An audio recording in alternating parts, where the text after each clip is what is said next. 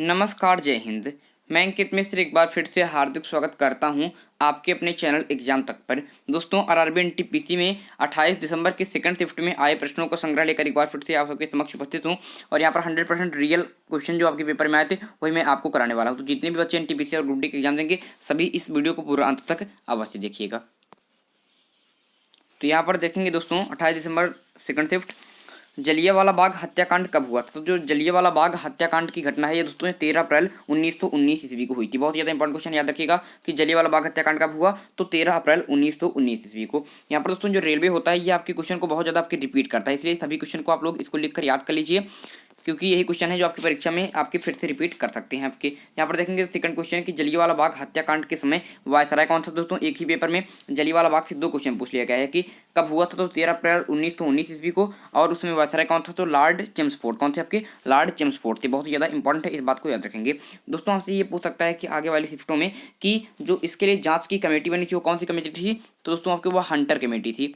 तो इसकी जांच के लिए जो कमेटी का गठन हुआ था उसका क्या नाम था, हंटर कमेटी था। इस बात को याद रखिएगा।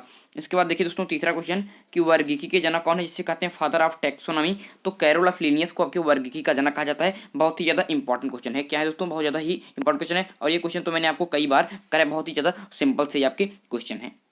नेक्स्ट क्वेश्चन दोस्तों आपका UNC United Nations security council का हेडक्वार्टर कहाँ पर, ये पूछा गया कि जो यूएनसी है यूनाइटेड नेशंस सिक्योरिटी काउंसिल, पूछ सकता है आपसे अगले वाले शिफ्ट में कि यूएनसी का फुल फॉर्म, यूएनएससी का फुल फॉर्म क्या है, तो यूनाइटेड नेशंस सिक्योरिटी काउंसिल, इसका हेडक्वार्टर आपके न्यूयॉर्क में है। इस बात को याद रखिएगा, बहुत ज़्यादा इंपॉर्टेंट है। नेक्स्ट क्वेश्चन आपसे बहुत ही सिंपल सा क्वेश्चन हिस्ट्री का पूछा गया था कि प्लासी के युद्ध में भाग लिया। तो प्लासी के युद्ध में किसने भाग लिया था, तो आपको पता होगा कि प्लासी की लड़ाई 1757 ईस्वी में हुई थी, और इसमें आपके एक तरफ से रॉबर्ट क्लाइव और एक तरफ से आपके बंगाल के गवर्नर सिराजुद्दौला, बंगाल के नवाब। ठीक है, इस बात को याद रखेंगे। नेक्स्ट क्वेश्चन आपसे पूछा गया था, और इसमें दोस्तों क्लाइव विजेता था, इस बात को भी क्या रखेंगे, याद रखेंगे। नेक्स्ट क्वेश्चन आपसे पूछा गया था कि बार्क कहने का अर्थ, इसका अगर फुल फॉर्म पूछे तो भाभा एटॉमिक रिसर्च सेंटर, इसका हेडक्वार्टर कहाँ पर है, तो इसका हेडक्वार्टर मुंबई में है। एक आपके यूएनएससी का पूछा था यूनाइटेड नेशन सिक्योरिटी काउंसिल, इसका न्यूयॉर्क में, और एक हेडक्वार्टर आपसे मुंबई से पूछता है। हेडक्वार्टर से कई सारे क्वेश्चन पूछे जा रहे हैं पेपर में लगातार। आज की भी शिफ्ट जो 29 दिसंबर की फर्स्ट शिफ्ट में, उसमें भी हेडक्वार्टर से क्वेश्चन पूछे गए, तो हेडक्वार्टर आप लोग याद रखिए। नेक्स्ट क्वेश्चन आपसे पूछा गया था कि येन किस देश की मुद्रा है। मुद्रा और कैपिटल भी याद रखिएगा, क्योंकि ये भी परीक्षा में बहुत बार पूछ जाते हैं। तो येन किस देश की मुद्रा है, आपके जापान की मुद्रा है। बहुत ज़्यादा इंपॉर्टेंट है।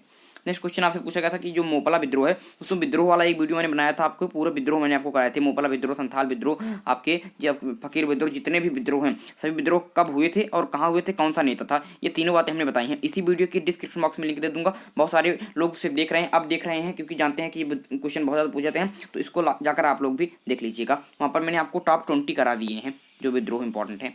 देखिए, तो मोपला विद्रोह कब हुआ था, तो 1921 में हुआ था आपके केरल में। 1921 में हुआ दोस्तों। कहाँ पर, अगर पूछे कहाँ पर हुआ था, तो केरल में, आने वाले शिफ्टों में।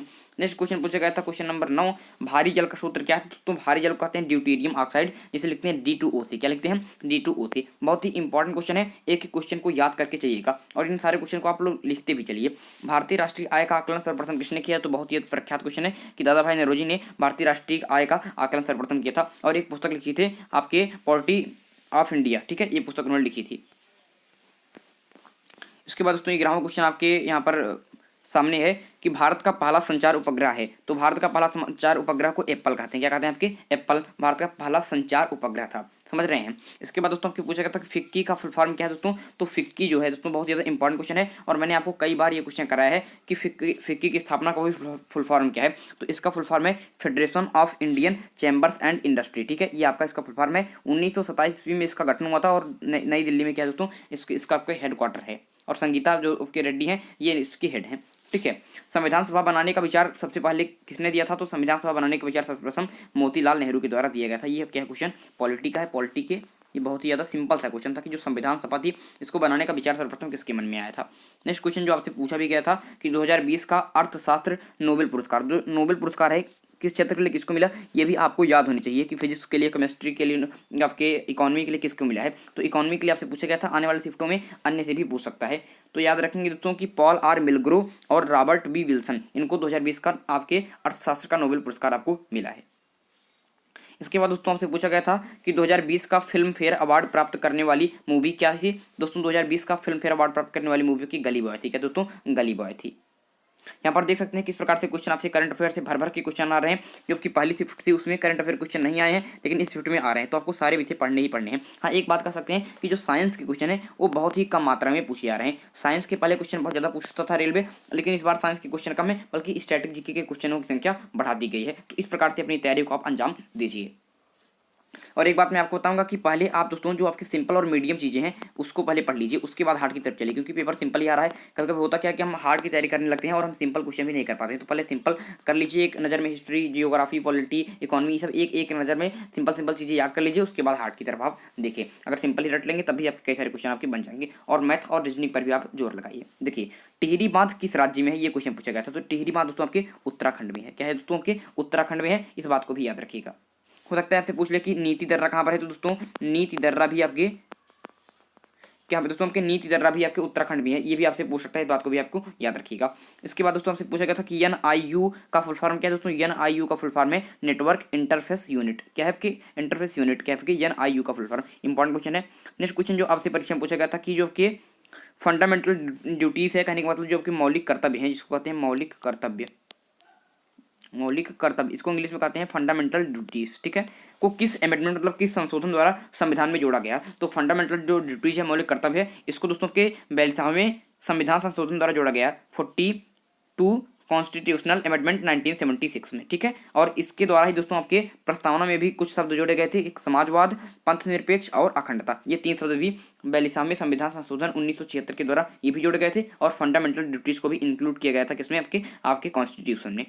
कहाँ पर जोड़ा गया था, तो भाग 4 के का में, भाग 4 के का में, वो भी अगर पूछे आर्टिकल को तो 51 का में, 51 का में इसको आपके जोड़ दिया गया था। इसके बाद देखिए नेक्स्ट क्वेश्चन पूछा गया था कि विटामिन डी की कमी से होने वाला रोग कौन सा है। तो विटामिन डी की कमी से दोस्तों आपके रिकेट्स होता है, ठीक है। क्या होता है, रिकेट्स होता है, इस बात को याद रखिएगा। अगर विटामिन ए पूछे तो इससे आपके रतौंधी होता है। विटामिन बी से दोस्तों क्या होता है, विटामिन बी से आपके बेरी बेरी होता है, ये सब चीज़ें आप याद रखिए। विटामिन सी से क्या होता है, स्कर्वी होता है, ये सब चीज़ें क्या रखेंगे, याद रखेंगे। इसके बाद जो आपसे क्वेश्चन पूछा गया था, ये बहुत ज़्यादा इंपॉर्टेंट क्वेश्चन है कि 49वीं समानांतर रेखा किन देशों के बीच है। तो जो 49वीं समानांतर रेखा है ये आपके अमेरिका और कनाडा के बीच में, किसके बीच में, अमेरिका और कनाडा के बीच में जो आपकी सीमा का निर्धारण करती है वो 49वीं समानांतर रेखा है। और दोस्तों आपके विश्व की सबसे शांति की जो सीमा रेखा, शांति की जो सीमा रेखा यही है, ठीक है, यही है। जैसे अगर आपसे पूछ ले कि भारत और पाकिस्तान के सीमा का निर्धारण कौन करती है, तो भारत और पाक का जो है इसका आपके कौन है दोस्तों, तो रेड क्लिफ रेखा है। कौन आपके, रेड क्लिफ रेखा है, इस बात को याद रखिएगा। अगर भारत चीन की पूछ ले, तो अगर भारत और चीन के मध्य पूछ ले कौन सी रेखा है, तो आपकी मैक मोहन रेखा है, मैक मोहन रेखा है। इस प्रकार से ये सीमा का निर्धारण करते हैं। उसी प्रकार से 49वीं समानांतर रेखा अमेरिका और कनाडा को अलग अलग करते हैं। उसके बाद आपके गणित के क्वेश्चन पूछे गए थे। गणित के क्वेश्चन बहुत ज़्यादा हार्ड नहीं है, अगर आप लोग चाहेंगे तो मैं गणित का एक स्पेशल वीडियो बनाऊंगा कुछ दिन में, जब आपके 50 क्वेश्चन लेकर कि गणित के कैसे क्वेश्चन आ रहे हैं। बहुत सिंपल से क्वेश्चन आ रहे हैं। काम समय के देखिए क्वेश्चन पूछे गए थे कि एक किसी कार्य को 20 दिनों में करता है, ए जो है दोस्तों किसी कार्य को 20 दिनों में करता है और बी 30 दिनों में कार्य करता है। ए 5 दिन पहले यहाँ पर बाद लिखना चाहिए था, बी 5 दिन बाद काम छोड़ देता है, तो बचा हुआ काम बी कितने दिनों में करेगा। तो यहाँ पर इसको अगर बात कर लेंगे तो यहाँ पर समझने का अर्थ ये है कि ए और जो बी हैं ये मिलकर 5 दिन तो काम करते हैं, उसके बाद बी अकेला काम करता है। तो यहाँ पर पहले समझ लेते हैं। अगर आप इसको निकालेंगे, इसका एलसीएम निकालेंगे, ए मतलब 20 दिनों में करता है, बी 30 दिनों में, तो इसका एलसीएम हो गया आपके 60, ठीक है। 20 3 या 60 मतलब इसकी 3 यूनिट एक दिन में कम करता है, और 30 दूना 60 मतलब ये 2 यूनिट काम करता है। इस प्रकार से इसको समझना होगा आपको। और जब ये दोनों काम करेंगे तो 3 2 5 मतलब 5 यूनिट काम हो रहा है। कितने दिनों तक हुआ, 5 दिनों तक। 5 दिन तक किया कार्य कितना, 3 2 5 मतलब दोनों मिलकर कार्य है 5 यूनिट, और 5 दिनों तक तो 25 यूनिट काम हो गया। अब शेष कार्य कितना बचा है, तो 35 यूनिट बचा है, क्योंकि 60 में 25 घटाएंगे तो 35 यूनिट। और अब इस 35 यूनिट को करना होगा बी द्वारा किया जाना है अकेले, और अकेले ये दोस्तों आपके एक दिन में 2 यूनिट काम करता है। तो 35 यूनिट करना है, एक दिन में 2 यूनिट करता है, तो 17.5 मतलब 17 सही 1/2 17.5 दिन में क्या करेगा, यह इस कार्य को, शेष कार्य को समाप्त करेगा। तो इस प्रकार से ये क्वेश्चन आपसे पूछा गया था। ये बहुत ही ज़्यादा सिंपल सा क्वेश्चन था, आप लोग समझ गए होंगे। उसके बाद दोस्तों आपसे पूछा गया था कि सीईओ मतलब ऑफ नोकिया कौन थे, जो नोकिया कंपनी इसके सीईओ कौन है, तो उसके पेक्का लैंडमार्क हैं। ये बात को याद रखें, पेक्का लैंडमार्क क्या है कि सीईओ ऑफ नोकिया है, इंपॉर्टेंट है, याद रखिएगा। इसके बाद पूछा गया था कि जो ग्रेमी अवार्ड है या संबंधित है किससे, तो ग्रेमी अवार्ड दोस्तों आपके म्यूजिक से संबंधित है। बहुत ही ज़्यादा इंपॉर्टेंट से क्वेश्चन है, एक एक क्वेश्चन को याद रखिएगा। और जितने भी छात्र यहाँ पर देख रहे हैं वो ये बात बताएंगे कि आप अगर इस परीक्षा में बैठे होते तो मैंने यहाँ पर आपके लिए 32 क्वेश्चन लेकर आया हूँ, आप इसमें से कितने क्वेश्चन कर पाते, ठीक है। इस बात को भी समझिएगा। इसके बाद देखिए क्वेश्चन कि सापेक्षता का सिद्धांत किसने दिया? तो सापेक्षता का सिद्धांत अल्बर्ट आइंस्टीन ने दिया था। और इनके सापेक्षता सिद्धांत के द्वारा ये बताया जाता था कि कभी भी एनर्जी को मास में और मास को एनर्जी में आपके कन्वर्ट किया जा सकता है। ये बात आपकी बताती है। ई बराबर EMC स्क्वायर, ये इसका इनका सिद्धांत है। ई बराबर EMC स्क्वायर, जहाँ ई मतलब होता है एनर्जी, या मतलब मास, और सी आपका होता है, सी का अर्थ होता है प्रकाश की चाल। ठीक है, तो इस प्रकार से आपकी सापेक्षता का सिद्धांत है, यही उसका फार्मूला है। समझ रहे हैं? इसके बाद क्वेश्चन पूछा गया तो जो NDA से लिखते हैं नेशनल डिफेंस अकादमी कहाँ है? तो आपके खड़गवासल पुणे में। कहाँ पर है? खड़गवासल पुणे में इसकी क्या आपकी कहाँ पर है? तो NDA है। ठीक है। बुद्ध की सबसे ऊंची प्रतिमा, तो बुद्ध की सबसे ऊंची प्रतिमा का नाम है स्प्रिंग टेम्पल। अगर पूछे कहाँ पर है तो चीन में है स्प्रिंग टेम्पल। इंपॉर्टेंट तरीके से याद रखिएगा। इसके बाद देखिए दोस्तों, बहुत ही बच्चों जैसे क्वेश्चन, बहुत ही दोस्तों सिंपल सा क्वेश्चन पूछ लिया थी, नाभिक के खोजकर्ता कौन है? तो मैंने आपको 1000 बार बताया है। मैंने एक वीडियो बनाया था कि रदरफोर्ड का परमाणु सिद्धांत क्या था, उसका वीडियो इसी वीडियो के डिस्क्रिप्शन बॉक्स में दे दूंगा, जाकर देख लीजिएगा। पूरा मैंने रदरफोर्ड का परमाणु मॉडल समझाया है। वहीं पर मैंने बताया था कि नाभिक की खोज किसने की है? तो रदरफोर्ड ने की है। जितने क्वेश्चन मैंने आपको बताए वो क्वेश्चन सीधे सीधे परीक्षा में आपसे पूछ रहे हैं। तो नाभिक के खोजकर्ता कौन है? तो रदरफोर्ड है। जितने भी यहाँ पर छात्र हैं NTPC की तैयारी कर रहे हैं वो इस चैनल को सब्सक्राइब कर लेंगे, क्योंकि यहाँ पर GK GS की सीरीज आपके NTPC के लिए लगातार चल रही है। देखिए, नाभिक के खोजकर्ता समझ रहे हैं रदरफोर्ड, और जितने भी यहाँ पर पेपर हो रहे हैं सभी के क्वेश्चन मैं आपके लिए लेकर आ रहा हूँ। इससे क्या होगा कि आप लगातार क्वेश्चन देखते रहेंगे, इसको याद करते रहेंगे, तो जब आप परीक्षा में बैठेंगे तो यही क्वेश्चन आपके लिए रिपीट होंगे। तो यही क्वेश्चन क्या होंगे? आपके लिए रिपीट होंगे। मैं सभी शिफ्टों के सभी क्वेश्चन आपके लिए लेकर आ रहा हूँ। देखिए, G20 देश की अध्यक्षता किसने की? तो जो G20 थी, किस देश ने इसकी अध्यक्षता की है? तो सऊदी अरब ने। बहुत ही ज्यादा इंपॉर्टेंट क्वेश्चन है। इसके बाद उपराष्ट्रपति का वेतन कितना होता है? तो जो आपके उपराष्ट्रपति होता है इसका वेतन होता है 4 लाख। क्या होता है? 4 लाख होता है। इस बात को याद रखेंगे। इस समय के उपराष्ट्रपति वेंकैया नायडू हैं, इस बात को याद रखिएगा। राष्ट्रपति कौन है? तो रामनाथ कोविंद है। प्रधानमंत्री आपके नरेंद्र मोदी साहब है। आपके रक्षा मंत्री कौन है? तो रक्षा मंत्री यहाँ के राजनाथ सिंह है। शिक्षा मंत्री कौन है? तो शिक्षा मंत्री आपके रमेश पोखरियाल है। कौन? आपके रमेश पोखरियाल है। ठीक है, रमेश पोखरियाल है। आपके जनजाति मंत्री कौन है? तो जनजाति मंत्री आपके अर्जुन मुंडा है। नरेंद्र सिंह तोमर दोस्तों क्या है? नरेंद्र सिंह तोमर कौन है? तो नरेंद्र सिंह तोमर आपके कृषि मंत्री हैं। कृषि वाला कानून चल रहा है तो इसमें पूछ सकता है आपसे कि कृषि मंत्री कौन है? तो नरेंद्र सिंह तोमर है। इस बात को याद रखिएगा। ये सब चीजें आपको याद ही होनी चाहिए। उपराष्ट्रपति का वेतन आप लोग समझ गए। कार्ल लैंडस्टीनर को नोबेल पुरस्कार कब मिला? तो 1930 ईस्वी में। इन्होंने ब्लड ग्रुप ए बी और ओ ब्लड ग्रुप की इन्होंने खोज की थी। इसके लिए इन्हें कार्ल लैंडस्टीनर को नोबेल प्राइज मिला था 1930 ईस्वी में। याद रखिएगा। नोबेल प्राइज आपको तभी याद होनी चाहिए कि किसको कब मिला है, सब चीजें आपको पता होनी चाहिए। भारत का राष्ट्रीय जलीय जीव कौन था? तो भारत का राष्ट्रीय जलीय जीव आपके डॉल्फिन है। क्या आपकी डॉल्फिन है? इंपॉर्टेंट क्वेश्चन है। ऐसे क्वेश्चन क्या होने चाहिए? आपको बिल्कुल याद होने चाहिए। तो आपके भारत का राष्ट्रीय जलीय जीव कौन सा? आपके डॉल्फिन है। शराब का pH मान कितना है दोस्तों? तो शराब का pH मान होता है 3 से 5, और ये क्या होता है? आपके अम्लीय होता है। इंपॉर्टेंट है। अगर आपसे पूछे कि रक्त का pH मान कितना होता है तो 7.4 होता है। ये भी परीक्षा में कई बार आपसे पूछ लिया जाता है। तो यहाँ पर मैंने आपको 32 क्वेश्चन करा है, और आपको बताता हूँ कि गुड अटेम्प्ट कितना रहने वाला है इस पेपर का। तो मैं आपको बताने वाला हूँ कि गुड अटेम्प्ट कितना रहने वाला है। यहाँ पर बात करता हूँ पेपर किस प्रकार से आया था दोस्तों। पेपर आपका इजी टू मॉडरेट आया था, कल से थोड़ा सा हार्ड आया था। तो आपके इजी तो आज भी था, इजी टू मॉडरेट। ठीक है, इजी टू मॉडरेट लेवल का था। ठीक है, ये बात देखिएगा। पेपर की बात करते हैं तो पेपर में आपके GK GS में आपके थोड़े क्वेश्चन आज के रीजनिंग के लिए, आपके करंट अफेयर के लिए भी भरे थे, और इन्हीं क्वेश्चन को करने में थोड़ा आप लोगों को दिक्कत हो सकती है। बहुत ज़्यादा हार्ड तो नहीं था, लेकिन थोड़ी बहुत दिक्कत हो सकती है करंट अफेयर को करने में। तो यहाँ पर इस प्रकार की बात करते हैं, गुड अटेम्प्ट कितना रहने वाला है।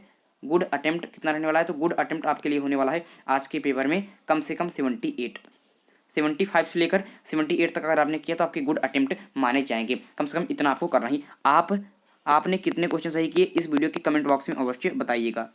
और वो जो विद्रोह वाला वीडियो मैंने आपको बताया कि 20 महत्वपूर्ण विद्रोह, उसको जाकर अवश्य ही देख लीजिएगा। इसी वीडियो के डिस्क्रिप्शन बॉक्स में लिंक आपको मिल जाएगी। तो यहाँ पर दोस्तों शिफ्ट 2 में पूछे गए सभी क्वेश्चन हमने कर लिए हैं। और आप लोग इस बात को याद रखिएगा, जितने भी एग्जाम आपके हो रहे हैं, जितने भी शिफ्टों में 28 में, जब तक आपके पेपर चलेगा तब तक मैं क्वेश्चन कराऊंगा। इसलिए एक बच्चा यहाँ पर चैनल को सब्सक्राइब करेगा, क्योंकि सभी क्वेश्चन आपके लिए इंपॉर्टेंट होने वाले हैं, और सभी मैं क्वेश्चन आपको करता हूँ। थोड़ा देर भले हो जाए, लेकिन क्वेश्चन मैं सभी कराऊंगा। तो आप लोग इस चैनल को सब्सक्राइब अवश्य ही करके रखेंगे। चलिए दोस्तों, आज के लिए आपसे लेते हैं विदा। अगले वीडियो में एक नए टॉपिक के साथ फिर होगी मुलाकात। तब तक के लिए मुझे दीजिए इजाजत। मैं हूं अंकित मिश्र और आप देख रहे हैं एग्जाम तक। धन्यवाद।